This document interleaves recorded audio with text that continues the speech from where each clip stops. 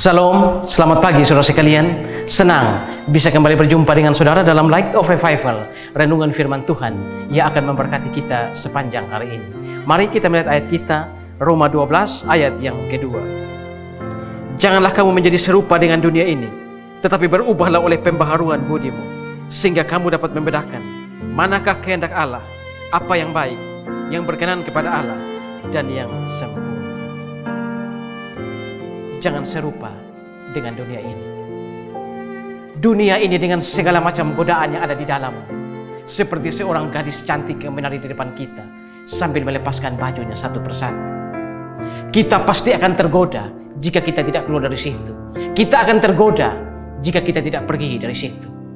Ayat kita tadi, Paulus memberikan nasihat kepada jemaat di Roma agar mereka jangan serupa dengan dunia ini, tetapi harus ada pembaharuan budi sehingga mereka mengerti manakah kehendak Allah yang baik, yang berkenan dan sempurna.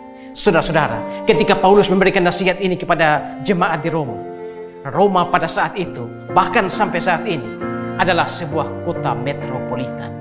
Dan saudara-saudara, sebagai sebuah kota metropolitan, tentu Roma penuh dengan segala macam godaan dunia. Ada begitu banyak godaan dunia yang bisa menyeret orang Kristen jatuh ke dalam dosa. Karena itulah Paulus memberikan nasihat kepada jemaat di Roma. Janganlah kamu menjadi serupa dengan dunia ini, tetapi kamu harus memperbaharui budimu agar kamu mengerti manakah kehendak Allah yang baik, yang berkenan dan sempurna. Saudara-saudara, memang dalam hidup ini jika kita tidak mengerti kehendak Allah, maka hidup kita tidak akan berarti. Jika dia tidak mengerti dan menuruti kehendak Allah, maka dia tidak mungkin menyelamatkan keluarganya yang akhirnya menjadi cikal bakal seluruh manusia dalam dunia ini. Abraham, jika dia tidak mengerti kehendak Tuhan dan mau pergi dari rumah bapaknya, keluar dari rumah bapaknya, pergi ke satu negeri yang akan dijanjikan oleh Tuhan kepadanya, maka Abraham tentu tidak akan menjadi berkat bagi orang banyak, tidak akan menjadi berkat bagi dunia dengan menghadirkan Mesias. Nehemia, jika Nehemia tidak mengerti kehendak Tuhan dan tidak melakukan kehendak Tuhan, maka Nehemia hidupnya tidak berarti. Hidup Nehemia ini mulai berarti ketika dia berani menghadap Raja Artasasta dan meminta untuk kembali ke Yerusalem, untuk membangun kembali kota Yerusalem, membangun tembok-temboknya. Tuhan Yesus Kristus, ketika dia dicobai di padang gurun, iblis mengatakan kepada dia, ubah batu-batu itu jadi roti. Seluruh kerajaan di dunia ini akan kuserahkan kepadamu, asal engkau menyembah aku. Jatuhkanlah dirimu, maka engkau akan ditangkap oleh malaikat-malaikat. Malaikat-malaikat akan menatang engkau sehingga kakimu tidak terantuk. Saudara-saudara, maksud dari pencobaan iblis ini kepada Tuhan Yesus hanya satu, yaitu agar Yesus menjadi serupa dengan dunia ini. Tetapi saudara, Yesus bertahan, dan itulah yang membuat Yesus menang. Saudara-saudara, dalam hidup ini, dalam kehidupan kita di dunia ini, ada begitu banyak godaan, bukan? Dunia dan godaannya seperti sebuah tangan raksasa yang berusaha menarik kita untuk masuk ke dalam. Dunia dan godaannya seperti aplikasi-aplikasi yang dunia sengaja agar kita mendownloadnya, dan sesudah itu kita tenggelam dalam aplikasi-aplikasi itu.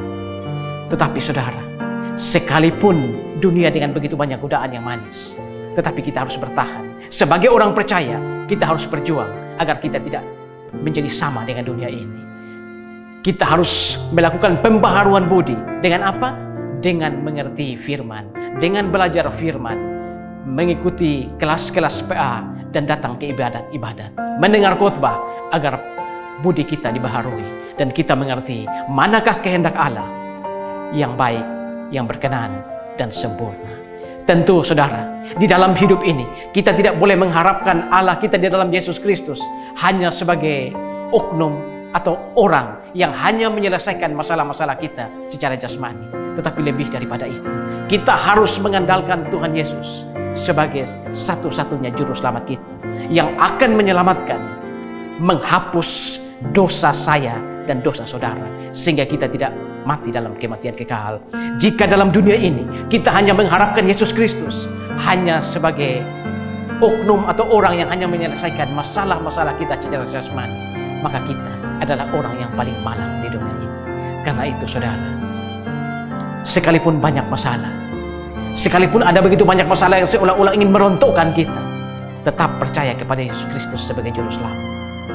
Dan masalah-masalah yang banyak itu, Dia akan mampu untuk menyelesaikan, asal kita mau datang kepada Dia.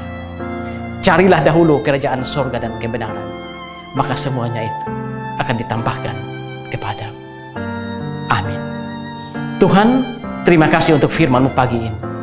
Kami belajar dari nasihat Paulus kepada jemaat di Roma, agar tidak menjadi serupa dengan dunia, tetapi kami harus mengalami pembaharuan budi lewat firman, agar kami mengerti manakah kehendak Allah yang baik, yang berkenan, dan sempurna.